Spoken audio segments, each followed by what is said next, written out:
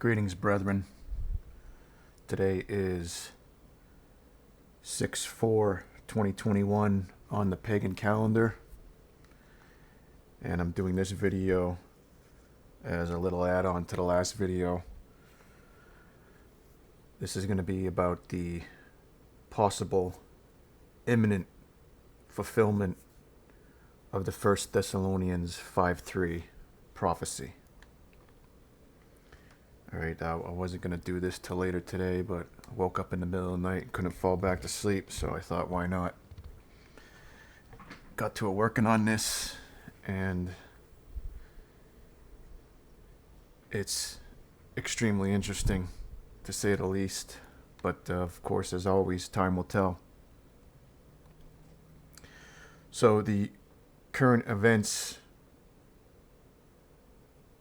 in Israel are extremely interesting. And like we went over in the last video, I believe what's happening in Israel right now is a better prospect for the fulfillment of the 1 Thesselonians 5:3 prophecy, for the simple fact that it can be solidified, right? Because in the past, I thought it could have been, because the one Greek word for peace, it could be a reference to a Hebraic phrase for health welfare, which is why the Messiah would usually say, "Go in peace," after he healed somebody. So for a while, I thought that it was going to be the end of the pandemic, because of the timing and the pandemic, and that seemed to fit. But I recently realized that you can't really say with certainty that a pandemic's over, because it may be over in one spot, but there may be some leftovers in another spot, and plus it's all a bunch of deception anyway, so it really just couldn't be said with certain. But 1 Thessalonians 5:3 implies certainty, and I've dissected the Greek, and I'm going to show you what it's saying in the Greek.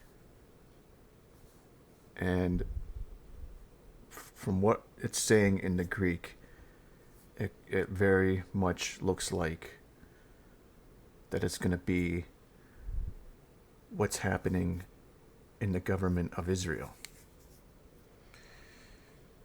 So a little rundown.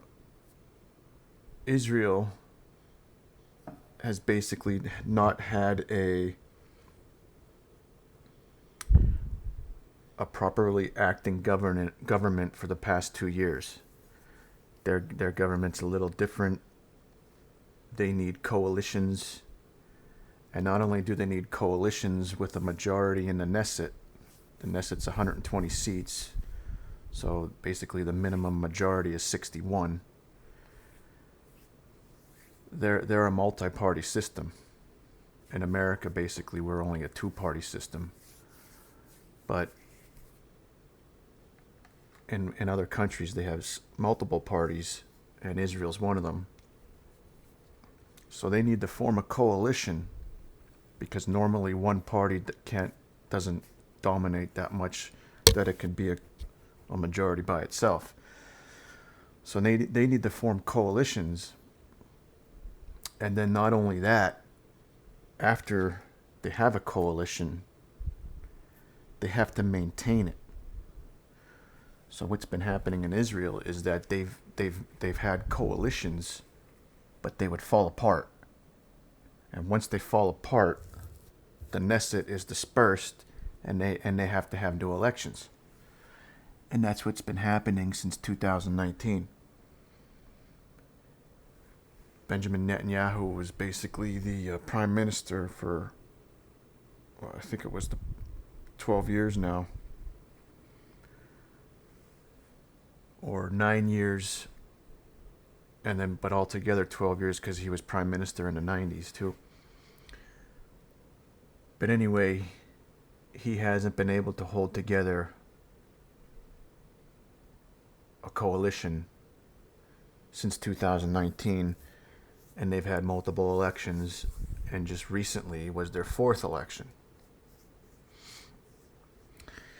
And like I was saying in the last video, because his party has the majority in the Knesset, which I think it's 30, and then the closest under him is only 17. The president in Israel, which he's not considered the chief executive. He's more like administrative. The prime minister is basically like the chief executive. But anyway, the president gave Netanyahu the first opportunity to form a government, which he had 21 days to do. And during that time, he was not able to form a government. So then the tradition is usually that the president will give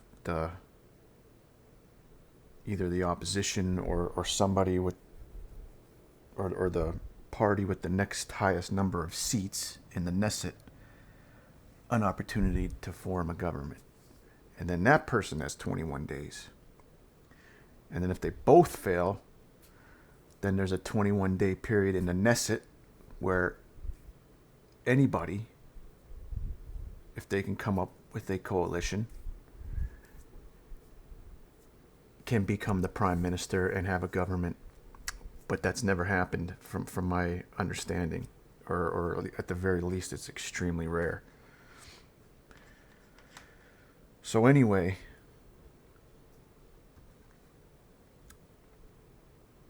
I put out a high watches in my last video where I said that Lapid, Yair Lapid, not sure if I'm pronouncing that right, but Yair Lapid, he is the leader of the centrist, it's basically a centrist government in Israel.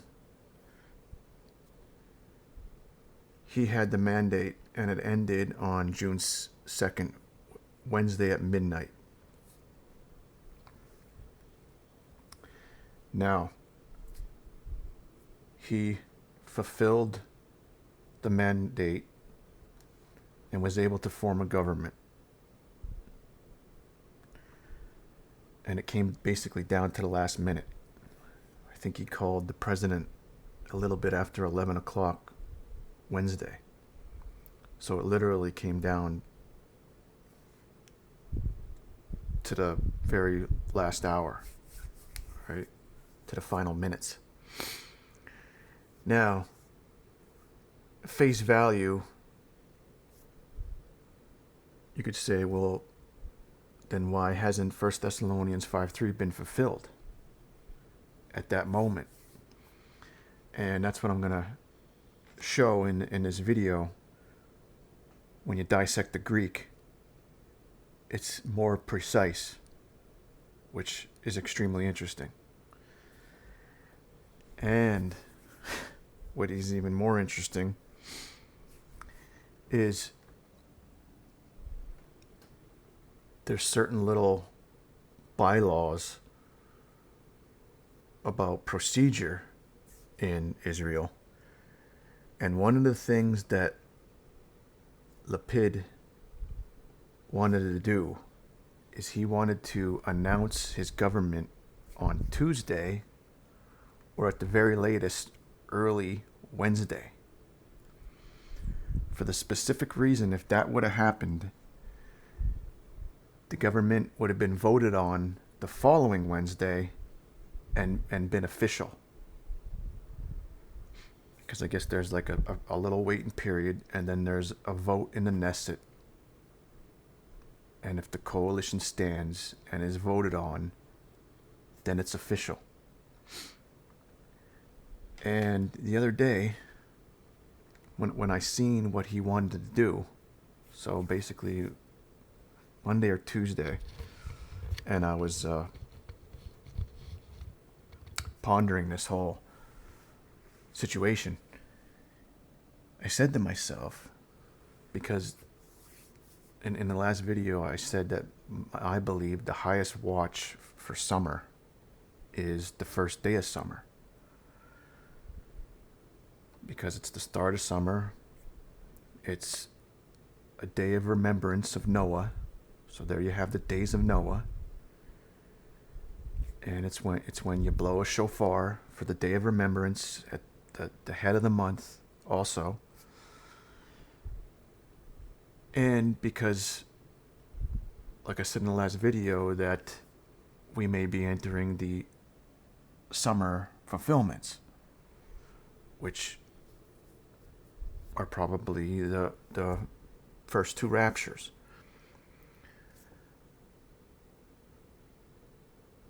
Those in Christ at his coming, at the start of his coming, and at his official coming at the seventh seal, when he comes and all of New Jerusalem comes at the seventh seal. So, of course, because it's the start of summer, a day of Noah, blowing of the shofar, etc., I considered that the highest watch. Oh yes, and it's also when Adam and Eve left Eden. Alright? Jubilees is crystal clear that they left Eden on the first day of the fourth month. So it would be to the day that humans left. And I know Eden isn't New Jerusalem, but it was kind of like New Jerusalem in the beginning. It was the Almighty's first holy habitation, because the sun wasn't created until the fourth age, and New Jerusalem's in the core of the sun. Eden is in the core of the earth. But Eden is like a mini New Jerusalem. And that was what I believe was his original holy habitation. And then when he made the sun, he made New Jerusalem. And then he went, more than likely went back, goes back and forth. And that's why you see him walking amidst the garden sometime in Scripture. But anyway, it would be like a to the day, exit and enter. Adam and Eve, after they got judged, put it back into flesh and kicked out of Eden the exact day. So I'm saying that because that's another one of the reasons why I believe it's a very high watch. But when I was paying attention to what's going on in Israel, the current events, etc., and in America with the audits, I said to myself, what if there was a hang-up in Israel and the vote for the government got delayed until close to the start of summer, that high watch I was saying. And what do you know what happened was, because Lapid didn't form the government before a certain time on Wednesday, the Knesset closed. And because of that, and the traditional waiting period, the little bylaw of the waiting period, the new day, prospective day, that the new government will be voted on will be Monday, the 14th, which is a day before. Because if they vote on it, let's say noon on the 14th in Israel, the next day at sundown will be summer. The blowing of the shofar, the day of Noah, the day Adam and Eve exited Eden. All right. Now, I was just imagining that in my head, and then what do you know? It happened. Okay. Because I thought that would be, that timing would be, So it ended up happening. Now, what the coalition is trying to do is they are trying to replace the president with one of their allies so they can vote in the government earlier.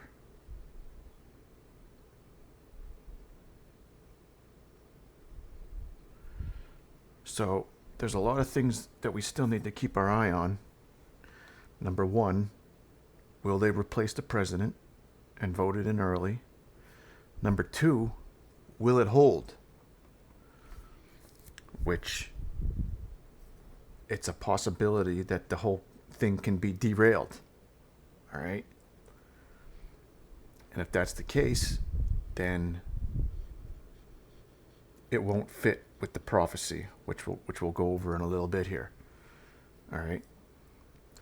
So I encourage you all to keep your eye on this, and definitely, if it unfolds the way it seems like it's going to be an extremely, extremely high watch. And I'll show you why here in a minute.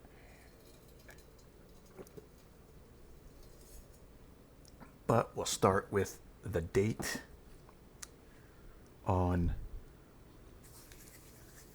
the calendar that the Almighty gave to us.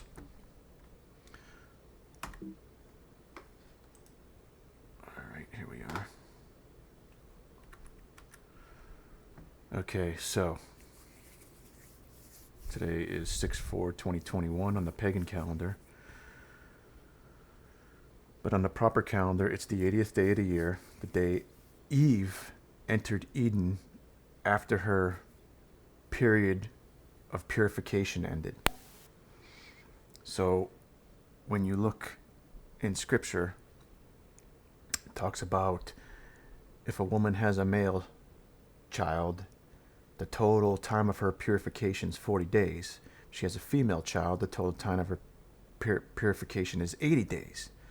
Well, that comes from when Adam and Eve were created. When the Almighty took a caveman from earth, transformed him into Adam, there was a 40-day waiting period until Adam entered Eden. And it's the same 40-day period that the Messiah did before he ascended. That's what it's mirroring. Okay? And then the 80-day period is mirroring Eve. She wasn't allowed into Eden until after 80 days. Okay, and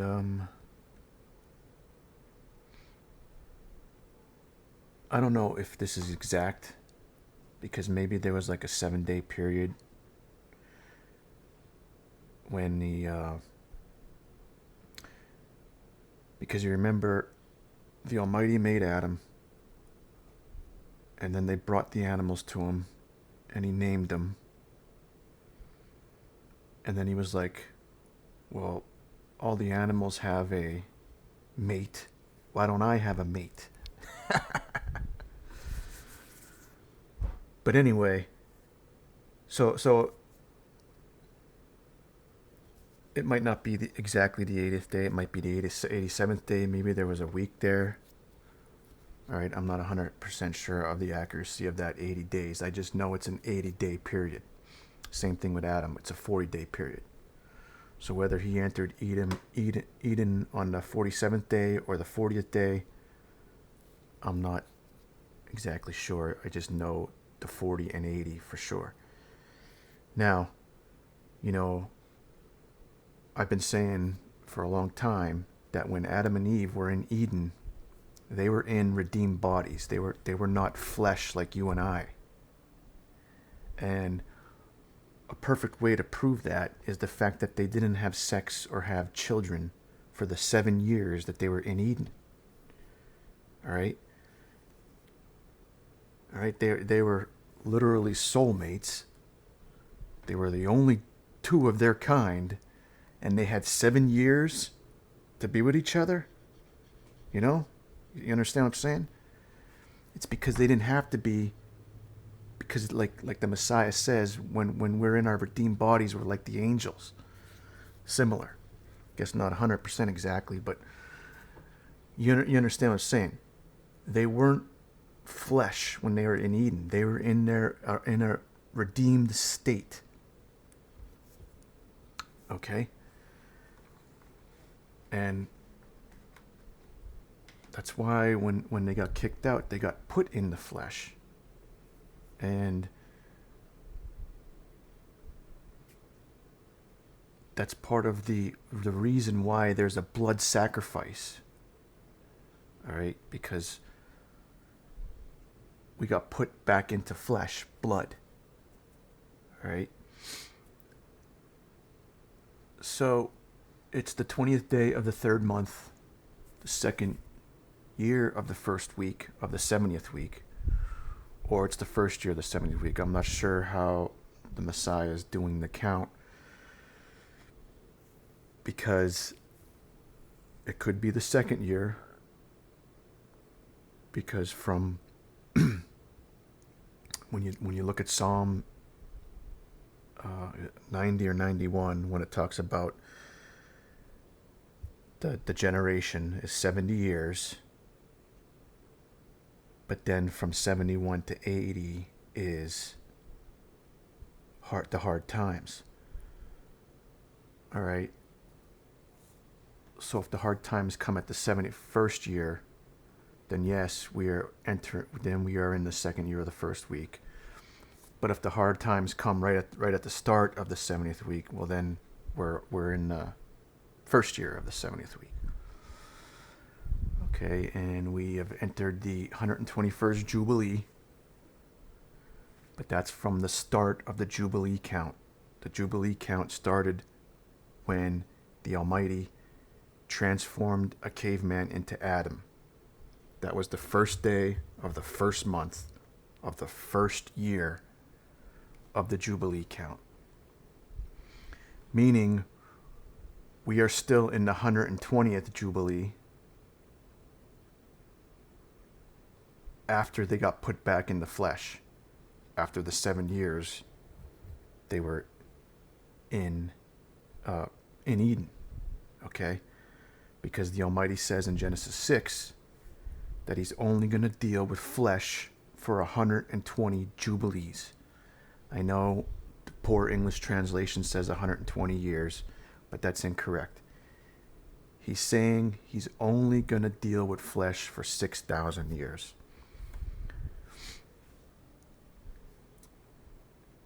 And at the 6,000 year mark, after they left Eden, will be the 7th seal, day of redemption. Meaning all in Christ that is coming will enter New Jerusalem. And flesh will eventually be totally destroyed 3.5 years after that mark. Because all humans are supposed to enter New Jerusalem at that day, but we know that that's not going to be the case. And then he sends the 144,000 back to give what's left on planet Earth one last opportunity for the 1260-day ministry. Okay. So we are in the 5974th year since the birth of sin in 3973 BC. 6,001st year since the transformation of caveman to Adam in 3980 BC. All right, and then I got these dates going through the astronomy software, which are extremely precise. I couldn't believe it when I found it. But anyway, at the summer solstice, there was a total eclipse when Jupiter entered the womb of Virgo in 3974 BC, 725. Okay. And like I said, I went back to 3973 BC. I found the spring equinox and I counted the days. So when I say it was the 17th day of the second month, I literally mean I checked it out. And on that exact day is when the 3 planets came in and there was a crown of 12 stars. Okay? And then on 525, 3973 BC, that's when I see Jupiter come out of the womb. And that's exactly on the first day of the third month, which is the exact day Jubilees tells us was the original covenant with Noah after he made the atonement for the earth, and the Almighty was pleased and he made the covenant with them. Okay? Which is amazing, because this celestial sign predated it all. And this just is like another proof that the Almighty knows the end from the beginning, because he made all these signs in the celestial as a picture, a celestial picture of the gospel, or the 7,000-year cleansing process. Like I said, he put the celestial sign in the sky before the Antichrist deceived Adam and Eve. It was already being fulfilled 9 months before the actual event. It was being shown in the celestial, which is all extremely interesting. But so you could pause that and look at those dates. Now, we went over this in the last video, so you can pause it and read it if you didn't. Okay, same thing here. You can pause it and read it if you want. Then here are the near future high watches. I have today as a high watch, but after this video, you'll see that this is the real high watch. The first day of summer, 6/16. All right. But like I said, time will tell, and if nothing happens on these days, then all these dates are high watches, and I have the explanations here. All right. Because the first rapture is the one that comes suddenly and unaware. Because the second rapture, the day of redemption, that's a long drawn out process. And even the wicked knows who's coming and when he comes, because you can see what they're saying in Revelation 6. Because at that point in time, everybody left on earth is wicked. So when they're saying, hide us from him, the face of him, why do they say the face? Because he's right there. All right, that's when he comes back officially. New Jerusalem comes through a gigantic wormhole in Revelation 6:14, and New Jerusalem is going to be right there, like our moon is right now. It's actually going to destroy the moon. That's when God gets thrown down, Satan. But anyway, it's going to be right there. That's why they all see the face of him. All right. My point is that they know who's coming. And it's going to be a long, drawn-out process. Like a pregnancy, it's going to get worse and worse and worse and worse. Until, boom, the wrath begins to commence. All right? It's the first rapture of Revelation 4:1 that's sudden. Okay?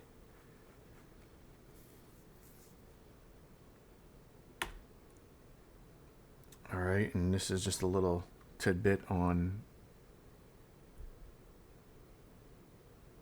the wise virgins versus everybody else, because the rest of the world remains on earth. Only the wise virgins escape. Okay? You can pause that, go over that too. Basically what I'm saying is that the second seal and the third seal are harkened back to Elisha and Elisha. Okay? The sword in the second seal is the sword of Elisha when he seizes the false prophets and kills them. All right? And that sword, it's not just a sword, it's a great sword, is granted at the second seal. And like I go over, that sword is not war. The fourth seal sword is war. And I believe that's only in the Middle East, the fourth seal. The sword in the second seal is judicial punishment. And then it goes on to further clarify it's for men to slay men, which is the death penalty. All right? So something has to be given, because President Trump is the end time Elijah. Something has to be given to him to be able to do all this. All right? So that's why I'm also keeping a close eye on the current events that are happening in America. Because we all know he won by a huge landslide. Beijing, Biden got demolished. But there is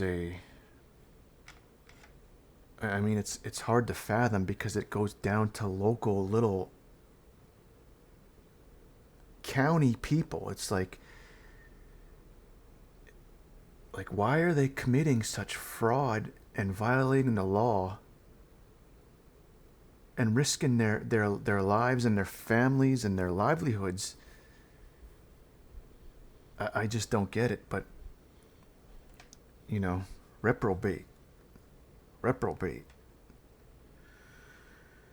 But anyway, that's all something's gonna happen big time, which is gonna grant him the great sword. All right? Whether it's new elections or something happens that we don't know about, because now after Christ gets his crown in Revelation 6, well, actually it's Revelation 5 is the ceremony when he gets his crown. He's found worthy. That's when he's given the crown. And then he goes forth, conquering and to conquer, to put his enemies under his feet, to destroy the works of the enemy. So there might be something that we don't even know about, because he's going to be coming in as the Lion of the tribe of Judah, Michael, the Lion of Judah, the camp of Judah, with a voice of thunder, which is why I have this right here. The first holy angel, Michael, the Lion of the tribe of Judah, comes in power. He's the bow. He's shooting Gabriel, Raphael, and Phanuel, because he's the commander, so he directs them where to go. You know what I mean? And the Messiah is holding the bow, and the bow's empty because he already shot the arrows out. Okay? So here we go. Dissecting 1 Thesselonians 5:3 prophecy in the Greek. What it says in the Greek. Not what the English translation says. Okay.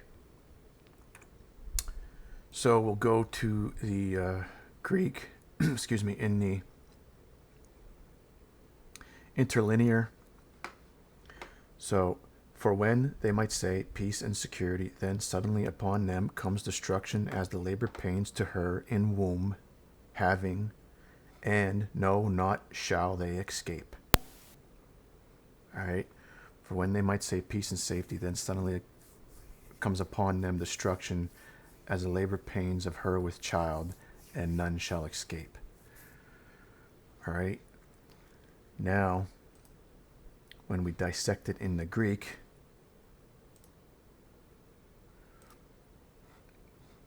for when is the Greek word hotan, which equals hot, and that means when plus an. A condition is fulfilled.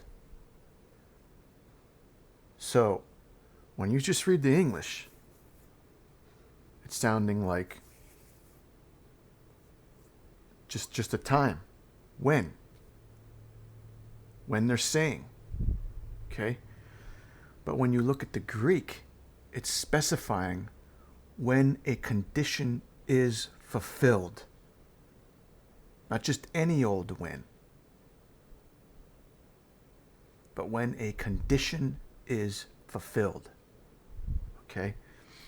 Then the next one, they say, is the Greek word lego, which means to lay down to sleep or bring an argument to rest. Originally, it's lay down to sleep, but then it became, when you're more specific, when you're laying to sleep an argument.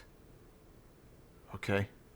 So, it's not just them saying, is my point, like the English says. It's when an argument is brought to rest. Alright? Then peace, the Greek word is irene, to join together into a whole, or when all essential parts are joined together. Alright? Now, that's completely different than peace in the English. Right? You see what I'm saying? This is why the Messiah tells us to dissect, to rightly dissect the word of truth, and not just take the English at face value, because that's like the second or third time it's been translated. English didn't even exist at the time of the Messiah. All right? So we need to rightly dissect it and see what he's telling us. And as you can see, the Greek is telling us something way different than the English translation, the poor English translation. Okay, now, and is the Greek word kai. It's a conjunction meaning and or even, also, namely, but it's never an adversative, meaning however or but. Okay? It's these, not this. Security in the Greek, asphalia, it's a, not, plus swallow, totter, which means not to totter, not fail. It's firm, it's secure, it's certain. Okay? Then is the Greek word tot, which means then or at that time. Suddenly is the Greek word ephnetios, which is a, not, plus pheno, cause to appear. Meaning they don't see it coming. They're unaware. It's not apparent. Okay?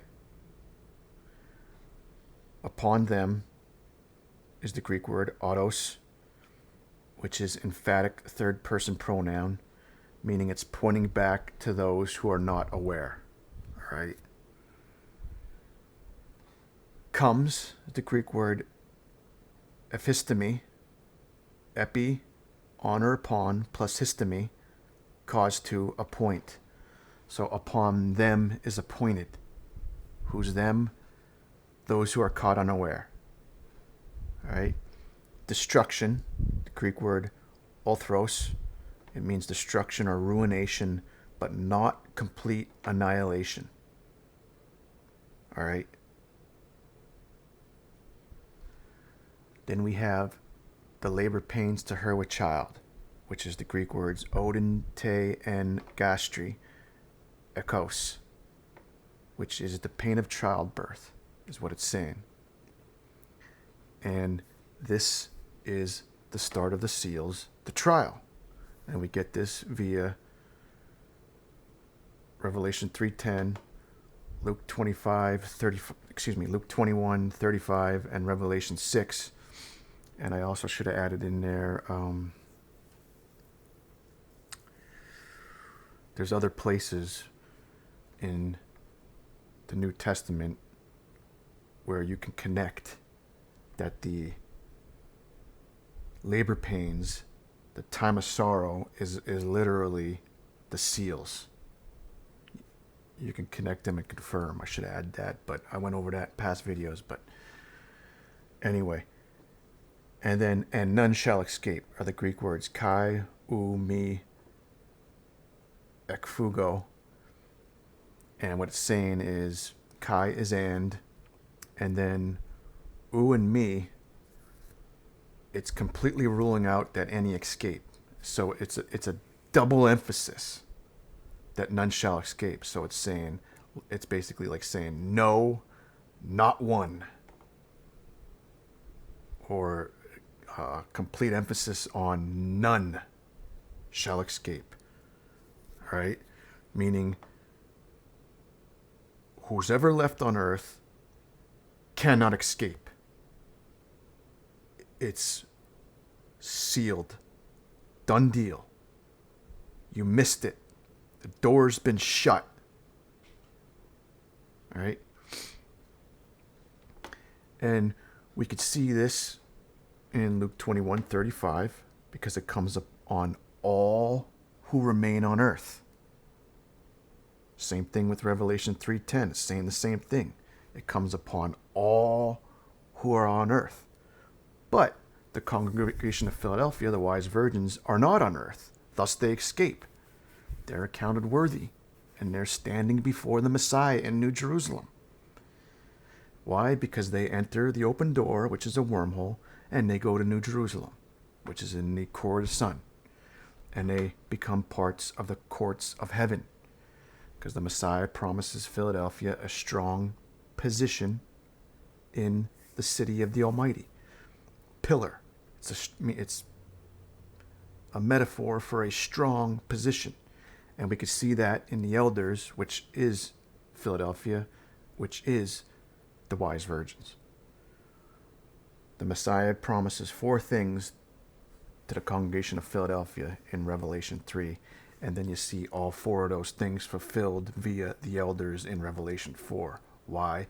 Because the elders are Philadelphia.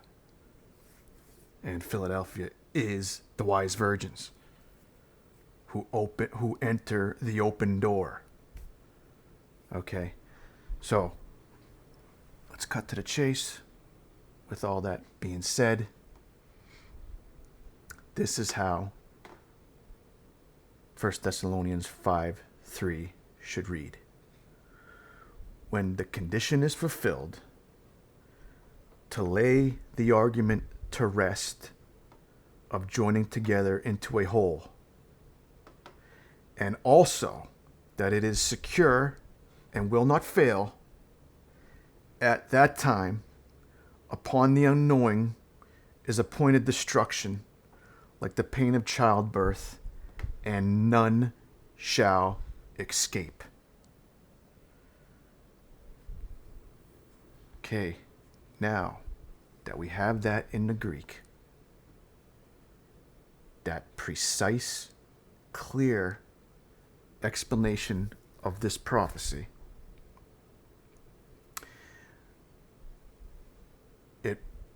you can see that what's going on in the government of Israel for the whole world to see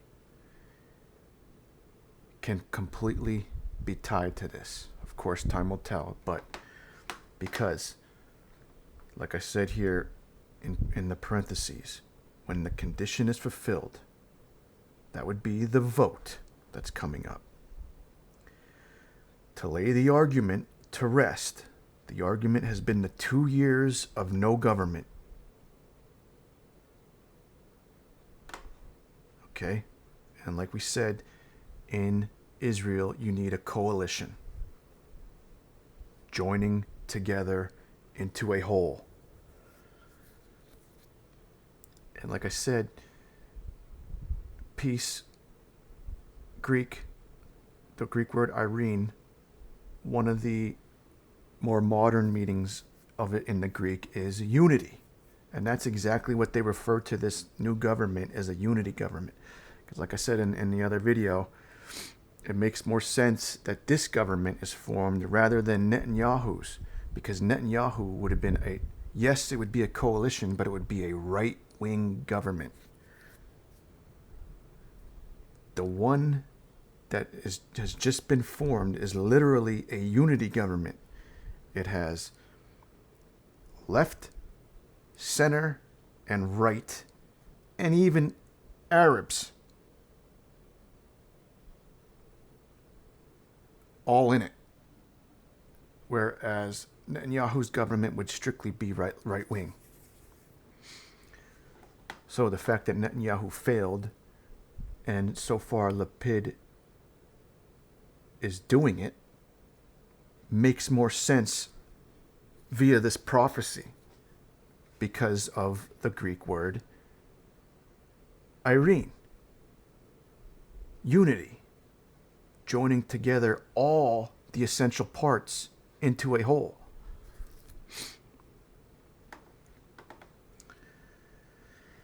Now, like I said, in the Greek, it gets real specific because it's when the condition is fulfilled, not just when, but when the condition is fulfilled, which would be the vote. Lay the argument. The argument is no government. To rest, joining together into a whole, unity government. And also that it is secure and will not fail. And that's what we're seeing right now. Because the time period between when he says I have a government and when it's voted on, it can be derailed. And that's what's going on right now. The factions that don't want this government to succeed, or at least to be voted in, are trying to derail it, I should say. And literally the next morning after he said I have the government, there was one MK who was considering not voting for it. Because basically all the MKs within the parties that contracted to be part of this government, they all have to vote yes. And because it's a 61 majority and they literally only have 61 MKs voting to say this government is a go, if just one says no, it'll fail. And then this part of the prophecy won't be fulfilled. So it has to be voted on, a unity government, secured that it won't fail. So what they're doing right now is they're trying to keep all people who contracted saying that they're going to vote for it to keep them in the fold. Because if one strays, it'll throw it under. And the fact that it's so sensitive like adds to the drama. All right, like I said, it came down to literally the last hour, the final minutes to when he got everybody to say, "Yep, we're in." And that was Wednesday night. And then the next morning, there was one already threatening to derail it. But he met with Bennett, and he later that day said that he's sticking to be with Bennett and to do the unity government. Okay? So these next couple days, making sure that it doesn't fail, that it's secure, will be the fulfillment or non-fulfillment of this part of the prophecy. The vote that is currently scheduled for Monday the 14th, that, if it occurs, that will fulfill this part of the prophecy. The fact that it's a unity government, laying to rest the lack of government that has been going on for 2 years, that'll fulfill this. If everybody sticks to the contract, that'll fulfill that. And then at that time, upon the unknowing, which is all those who remain on earth, is appointed destruction, ruination, but not annihilation. Like the pain of childbirth, which is the seals, the trial, and none shall escape. And this is actually pointing, it's also not just the fact that none will escape, but it's because it's a double emphasis. It's actually pointing back to Elijah. Let not one escape. Okay? Tell me that's not exciting. Okay, so this is the convergence of time we went over, and you could pause that and read it. So what I forgot to do in the last video is show you my calendar. Okay, so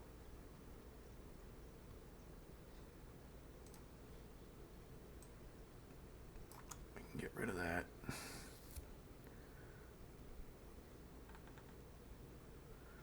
So right now we are right here, the 80th day, 20th day of the 3rd month.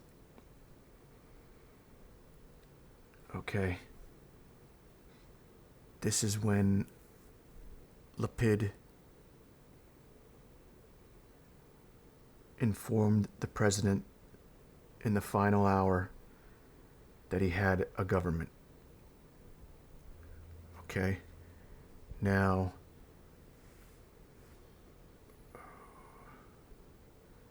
if he would have did it early on Wednesday, the vote for the government would have been right here on 6/9. All right. But because it came after the Knesset closed that day, it pushes it back to right here.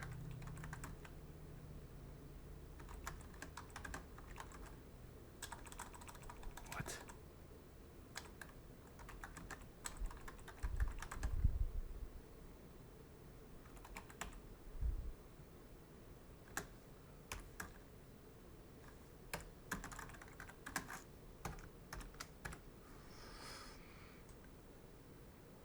Which would be the possible fulfillment of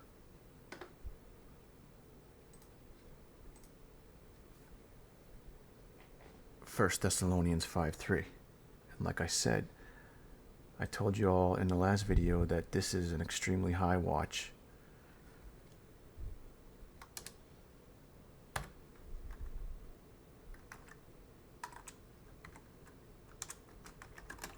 For the simple fact that it's the start of summer and that it's a day of Noah, as it was in the days of Noah. But it's also the exact day Adam and Eve left Eden. So if you remember in the last video, I said this is what I believe to be the highest watch for the summer. But of course, time will tell, and if nothing happens, then we got other high watches, new oil, new wine, new wood, 30 days before trumpets, 30 days before atonement. Okay? So we have several high watches in summer, but to me, this is the highest of the high right here. All right, and now, like I said, with this information, this more precise reading of the First Thesselonians 5:3 prophecy, and the way things are going in Israel and how they are right next to each other. And who knows, even if this gets tripped up a little more, they may have to put it off to here or here. But even if it's just right here, that's still close enough. Because I personally think that the open door, it's not going to be a blink of an eye. All right? Because the blink of an eye is, number one, the second rapture. Or twinkle of an eye, whatever you want to say. Number one, it's for the second rapture. Number two, it's when New Jerusalem's already here. And it's when the Messiah sends out the angels for the harvest. All right? My point is the twinkle of an eye is just the moment of the harvest, of the second rapture. The huge wormhole of the sixth seal, the coming through of New Jerusalem through that wormhole, all the things that are going on, that all happens over an extended period of time. It's not the twinkle of an eye. Only the harvest itself is the twinkle of an eye. All right? So, and this is just my opinion, but what I think is going to happen as far as the first rapture is a wormhole is going to open in the sky near space, but it's not going to rip open 1 second and 100 million people disappear in that same second and close in that same second. I think it's going to open up. It's going to be a process, hours, a day, I don't know. And the whole world is going to be fixated on it, saying, what is this? Scientists are going to be saying it's a wormhole. It's a wormhole. The media is going to be like, what is this? What is this? And then there's going to be the trumpet, the sound of the trumpet. And it's going to be loud enough for every person on earth to hear. Which is loud. Okay, and I don't know how long it's going to last. Will it last an hour? Will it last a half an hour? 5 minutes, 10 minutes? I don't know, but it's going to be a loud trumpet blast that the whole earth hears, and it's not going to be 1 second for sure. All right? And then the angels are going to come for the first rapture harvest of the wise virgins, the congregation of Philadelphia, the elders. And 100 to 200 million people are going to be removed. How many of them are already dead in the graves? I don't know. Probably the majority, because the majority of the early church kept the commandments. Us, in the latter period, the majority of us don't keep the commandments, specifically the Sabbath. All right? So I think the majority of the congregation of Philadelphia, the wise virgins, are going to be from the early church. All right. But nonetheless, tens of millions, potentially 100 million people are going to disappear from planet Earth. All right. More than likely their whole bodies, because the Messiah went in his whole body. There wasn't any body left. Okay? And also, and I'm explaining why I believe it's going to be a drawn-out process, a day, a half a day, 2 days, I don't know. But it's going to be drawn out. It's not going to be all in 1 second. Because there's also going to be the foolish virgins who are saying, let us in, let us in. And the Messiah is going to tell them, no, I don't recognize you. You don't have my Torah.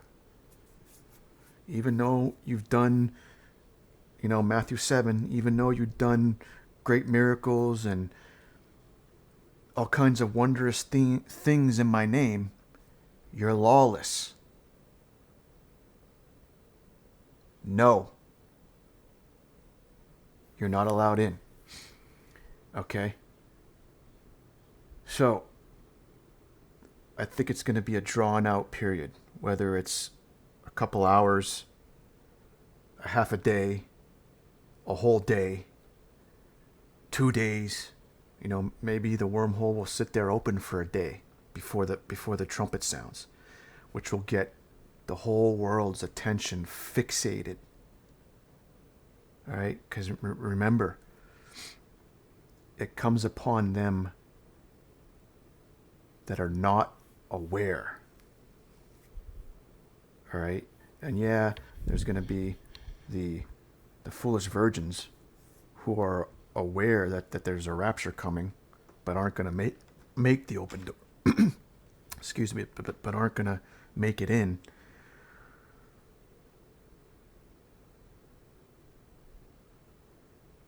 But most of humanity is going to be unaware. And then what I think is going to happen is that after this is all finished and the wormhole shuts, the media is going to say that it was an alien invasion,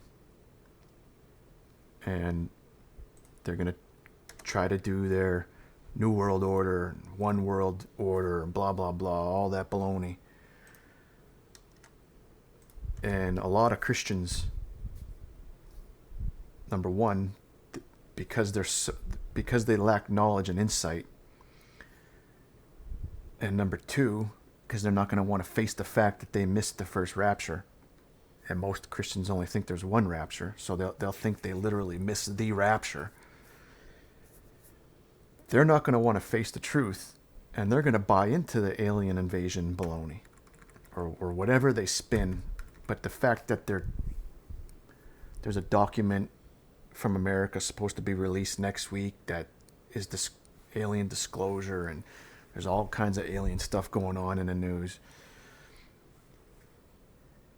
They're prepping the masses to trick them that it was an alien invasion. We need to unite,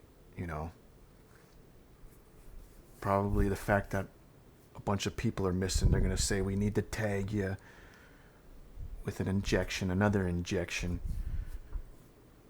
to make sure we know who's who. Whatever they're going to try, I don't know. But anyway,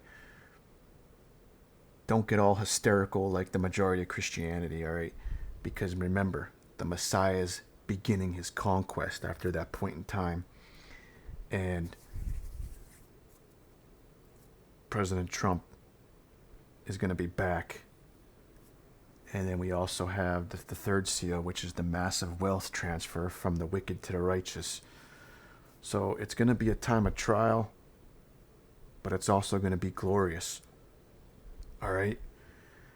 And if I miss it, I'll somehow try to, because there's going to be disruptions. I don't know how long communication will be down or whatever. Same thing goes when they start coming out with these election audit results. They're going to try to black out communication, so the truth isn't seen. But the light always wins, all right? Truth always defeats propaganda. Just a matter of when. So I hope you all enjoyed that dissection and my analysis. Get ready. Be awake. Keep your eye on this. Sanctify yourself. And hopefully I've influenced some people to make it. Hopefully I make it. If not, like I said, I'll try to let you know that I didn't make it and continue this process so that we're ready for the next one. But time will tell. We'll see what happens. Until then, may the will of the Almighty be done and His kingdom come, in the name of His only begotten Son, Kodesh Yeshua HaMashiach. Take care.